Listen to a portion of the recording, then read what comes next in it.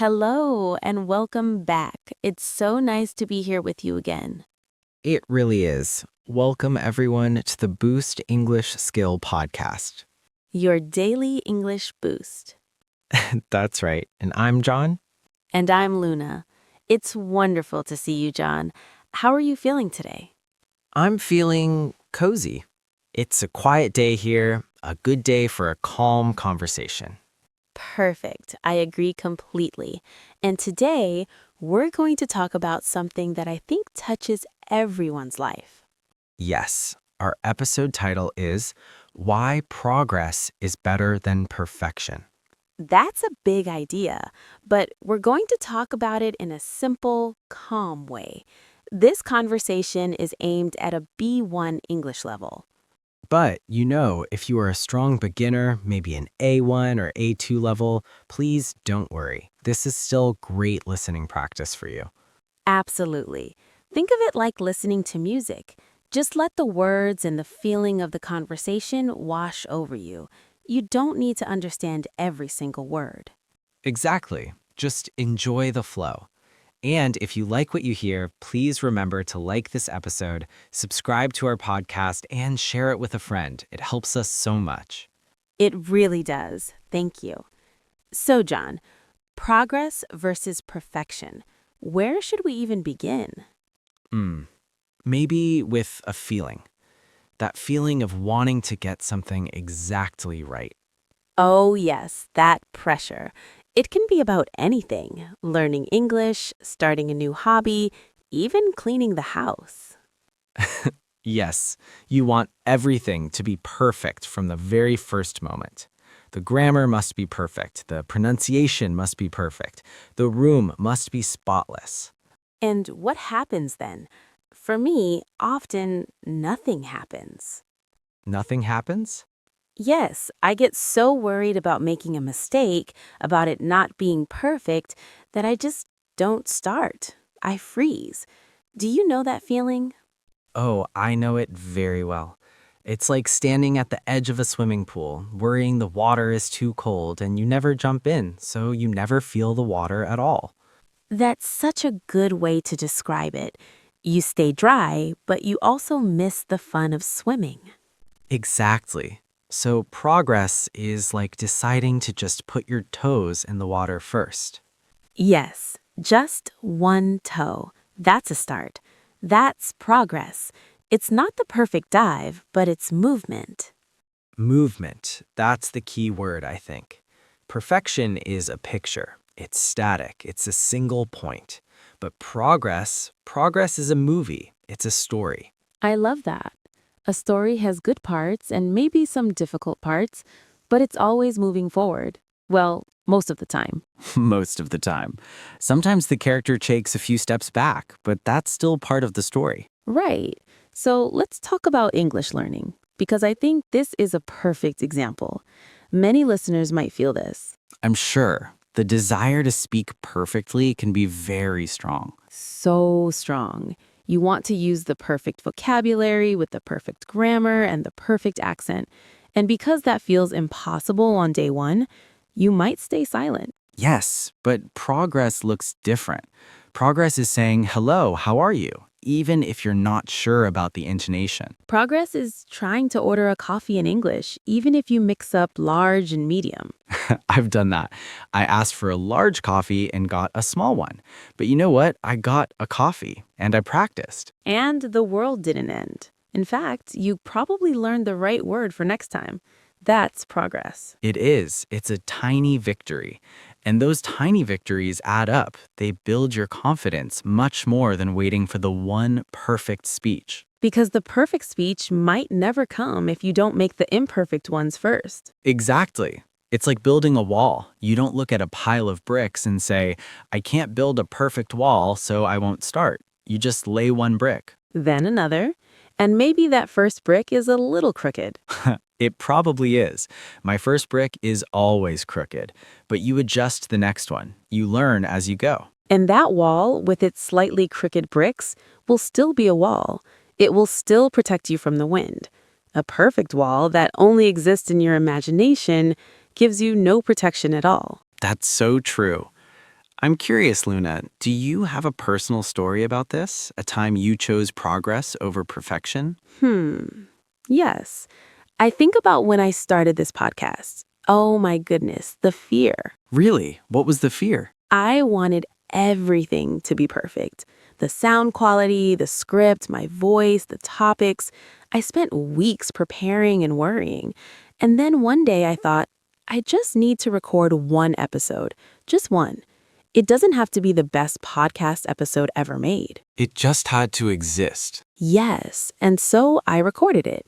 My voice was shaky in parts. I said too many times. The music was a bit too loud, but I published it.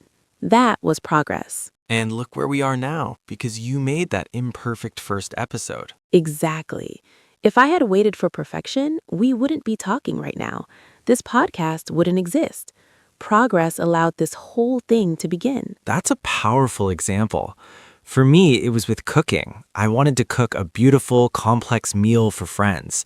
I was so nervous. What happened? I burned the first part, the sauce was too salty.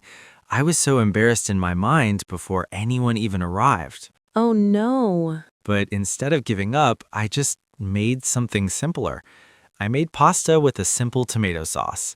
It was not the perfect meal I imagined, but my friends came, we ate, we laughed. The evening was wonderful. Because the goal was to share time with friends, not to present a perfect piece of art. Right. The progress was moving from I can't do this complicated thing to I can do this simple thing well. And that was enough, more than enough. That's beautiful. It changes the goal, doesn't it? From a perfect result to a meaningful experience. Yes, and this applies to so many small things, like keeping a diary in English. You don't need to write a perfect novel every day. No, you can write 3 sentences. Today is sunny. I feel happy. I ate an apple. That is progress. It is. You are using the language. You are connecting words to your real life. That is huge progress. Much bigger than writing nothing because you're afraid of mistakes. I wonder if our listeners have felt this, that pressure to be perfect in English, maybe at work or at school, or just talking with a new friend. If you have, let us know in the comments. You can just write, I feel this, or tell us your story. We love to read them. We really do. It helps us understand you better. So, John, why do you think we have this idea of perfection in our heads? Where does it come from? That's a deep question. I think maybe from pictures we see. Perfect lives on social media, perfect English in movies, perfect scores on tests. We compare our messy, in-progress lives to those finished, edited pictures. Yes, we see the final product, the beautiful cake, but we don't see all the failed cakes that came before it, the messy kitchen. We only see the highlight reel, not the whole practice session. So we think, why isn't my first try as good as their 100th try? It's not a fair comparison. It's not fair at all. Progress is forgiving. It says, it's okay that this is your first try. Let's just see what happens. I like that. Progress is a kind friend. Perfection is a strict teacher with a red pen. That's a perfect description. And who wants to spend time with that strict teacher all the time? It's exhausting. It's very tiring. So how do we become friends with progress? How do we invite it into our daily life? I think by setting tiny, tiny goals. Goals so small you can't fail. Can you give an example? Sure. Instead of I will speak English fluently, the goal is I will say good morning to my colleague in English today. Oh, that's so small. It is, and you will almost certainly do it. And when you do, you feel a little success. That feeling is fuel. It makes you want to try the next tiny thing. So it's about momentum. A small stone starts rolling, and it becomes easier to keep it rolling. Yes, perfection wants you to lift a huge rock on the first try. That's impossible. Progress says, just push the small stone, then find a slightly bigger one. And celebrate the small pushes. we forget to celebrate. We do. We achieve a small thing and immediately look at the next big thing. We should stop and say, hey, I did that. That was good. Yes, I sent that email in English. Good for me. I understood the main idea of that song lyric. Well done. Exactly. This celebration, it's so important. It changes your energy. It makes the process enjoyable, not scary. Because if you enjoy the process, you will keep going. And if you keep going, you will absolutely get better. That's a guarantee. It is. Consistency is more powerful than perfection. Doing a little bit regularly is better than doing one huge perfect thing and then stopping forever. Like practicing English for 10 minutes every day is better than a 4-hour cram session once a month. Much better. Your brain learns through repetition, through gentle, frequent contact, not through one intense, stressful event. This is actually great listening practice, by the way. Just listening to a calm conversation like this regularly, it trains your ear. You start to recognize the rhythm of English without even trying. That's a perfect example of progress. You're not studying hard, you're just listening. And progress is happening quietly in the background. I love that. Quiet progress, not loud, showy perfection, just quiet steps forward. It reminds me of nature. A tree doesn't try to be perfect, it just grows. Some branches are strong, some are weak. It loses leaves, but it keeps growing. That's its progress. That's a beautiful thought. We are like that too. We are growing, not building a statue. Living things are always a little imperfect, and that's what makes them interesting. Yes, a perfectly straight tree would look strange, right? It's the curves, the knots that give it character. Our mistakes, our attempts, they give our story character. So when we make a mistake in English, we can think, there's a knot in my tree. It shows I've been growing. I'm going to think of that now. Oh, I used the wrong verb tense. What an interesting knot. See, it sounds more friendly already. It does. So, what about when we face criticism? That can feel like an attack on our imperfect progress. That's hard, because if you're just starting, criticism can feel very personal. It can make you want to stop. How do we handle that? I think we try to see if it's useful feedback or just noise. If someone says, hey, the pronunciation is more like this, that's a gift. That's help for your next step. Right, that's someone pointing out a smoother path on your journey. Yes, but if someone just says, your English is bad, that's just noise. That's not helpful. You can ignore that and keep walking your path. Protect your quiet progress. Don't let the noise stop you. Exactly. Your progress is yours. It's personal. It's not a competition with anyone else. That's another thing. Perfection often feels like a competition. I must be as good as that person. But progress is a personal journey. Your starting point is different. Your speed is different. Completely. Some people learn faster, some slower. It doesn't matter. The only thing that matters is that you are moving from your own point A to your own point B. So we should really try to let go of comparison. It's the thief of joy, as they say. And the thief of progress. When you compare, you often stop. True. So let's talk about patience. Progress requires so much patience. It does. We live in a world of instant things, instant messages, instant food. We want instant fluency. But growth is never instant. You can't see a plant growing minute by minute, but if you leave for a month and come back, you see the change. We need to be the patient gardener of our own skills. Water the plant a little each day, that's your practice, and trust that it is growing even when you can't see it. And one day you'll look back and be amazed. Wow, 6 months ago, I couldn't understand this podcast. Now I can follow the whole conversation. That moment is the best feeling. It's the fruit of all the small, invisible days of progress. It makes me think progress is also about being kind to your past self. Oh, explain that. Well, sometimes we look back at old things we did or said, maybe in English, and we feel embarrassed. Oh, that was so bad. I made so many mistakes. I know that feeling. But instead of feeling embarrassed, we can feel proud. That was us taking a brave step. That old, imperfect work is proof that we started. It's the foundation for where we are now. So we should thank our past self for being brave enough to be imperfect.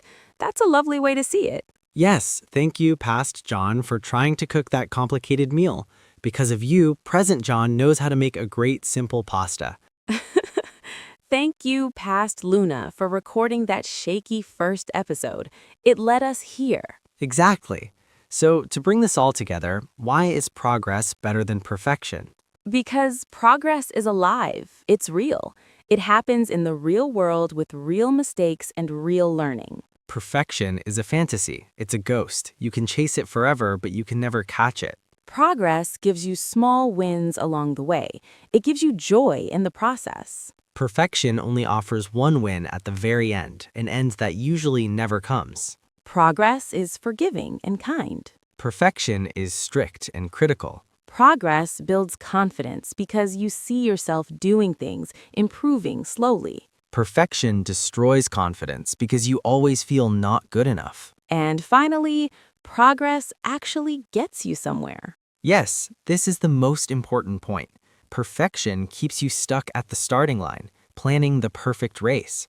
Progress means you're already on the road, seeing new sights. You're living the story. You are, and what a beautiful, messy, interesting story it is. I think that's a wonderful place to gently start wrapping up. But before we go, I want to ask our listeners one more time. Yes? Where in your life can you choose a little progress over perfection this week? Maybe with your English or with something else entirely. Think of one tiny, tiny step and be your own kind friend when you take it. Perfectly said. And remember, we are always here having these calm conversations to help you practice your English listening. It's been such a pleasure talking about this with you, Luna. Thank you for this conversation. Thank you, John. And thank you for listening. It means the world to us. If today's talk felt helpful or relaxing, please let us know. You can like this episode, subscribe to the Boost English Skill podcast for more, and share it with someone who needs to hear it.